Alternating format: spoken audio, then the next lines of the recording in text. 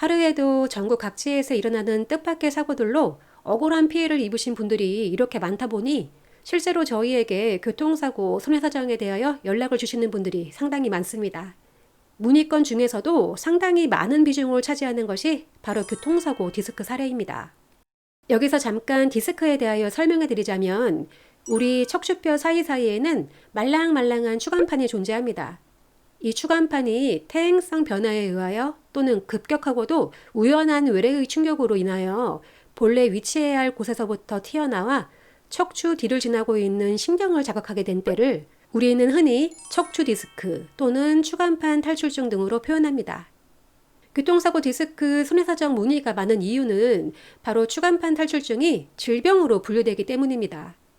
이해를 돕기 위한 극단적인 예시를 짧게 들자면 교통사고 이후에 당뇨가 생겼고 이에 대한 손해배상을 주장한다고 하더라도 의학적으로 당뇨와 교통사고에 직접적인 인과관계가 없기 때문에 보상을 받을 수 없는 것과 같습니다. 하지만 추간판 탈출증은 척추의 대표적인 퇴행성 질환이지만 외력에 의해 그 탈출의 정도가 심해지는 경우는 분명 있습니다. 그렇다면 이 사실을 얼마나 논리적으로 설명하여 보험회사의 승인을 받아낼 것인가에 대한 문제가 남게 됩니다. 위 부분의 사실관계를 입증하고 의료기록을 분석하여 논리적으로 주장하고 보험회사의 주장에 대해 추가적인 반박도 필요합니다. 하지만 이 과정이 보험과 보상에 대한 깊은 지식과 실무 경험이 없다면 너무나 어려운 일이기 때문에 국가 자격을 취득한 독립 손해사정사의 도움이 필요한 것입니다. 지금부터는 저희에게 도움을 요청하신 교통사고 피해자의 실제 사례를 통해 업무가 진행되는 과정과 애로사항에 대하여 소개해드리겠습니다. 우선 피해자 A씨는 33세 남성으로 아내, 자녀와 함께 휴가철 강원도로 향하던 중이었습니다. 교차로에 신호대기를 위해 감속하는데 안전거리를 확보하지 않은 후행 차량에 의해 후미추돌 사고 피해를 입게 되었습니다. 가해 차량이 덤프트럭이라 차량이 많이 파손되어 이후 보험사를 통해 차량 전손 처리까지 받게 되었는데요. 천만다행으로 A씨의 가족 모두 골절 하나 없이 전치 2주 염좌 진단을 받았습니다. 하지만 시간이 지날수록 A씨의 목, 허리 통증은 심해졌고 간헐적으로 오른팔이 저릿저릿한 증상이 나타나 정밀검사를 권유받았는데 그 결과에서 경추 추간판 장애가 관찰되어 추가 진단을 받았습니다. 말로만 듣던 경추 추간판 장애 진단을 받게 된 A씨는 나중에 목 통증으로 고생하게 될 것이 걱정되어 인터넷을 검색하던 중 교통사고 경추 디스크 진단은 충분한 보상을 받기가 매우 어렵다는 글들을 많이 보셨다고 합니다. 다친 몸 걱정에 앞섰고 아무런 걱정 없이 오직 치료와 재활에만 전념하고 싶은 나머지 교통사고 디스크 손해사정을 저희에게 전적으로 위임해 주기로 하셨습니다.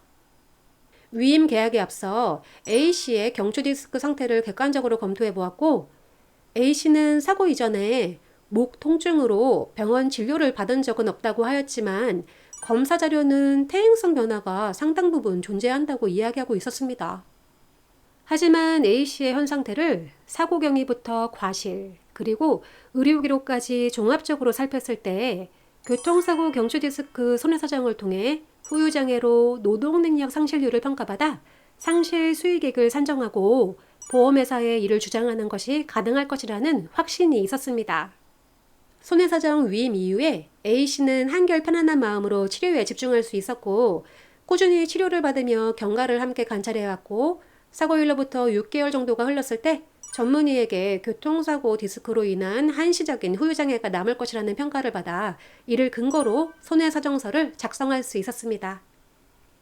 손해사정서에는 보험회사 보상과 직원이 A씨에게 입은 피해로 발생한 손해액이 얼마인지, 그 금액은 어떻게 산정된 것인지에 대해 의학적, 법률적 근거를 바탕으로 작성됩니다.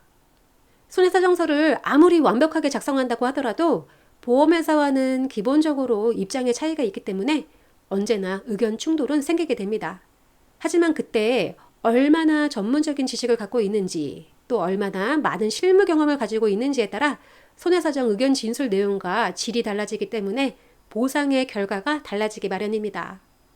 위 내용에서는 언급되지 않은 후유장애 평가의 애로사항 등 더 많은 고충들이 있지만 많은 부분 생략되었다는 점을 참고하시길 바랍니다.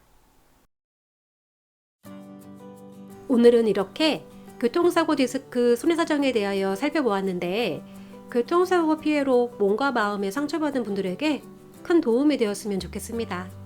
오늘도 시청해주신 여러분 고맙습니다. 다음에 또 만나요.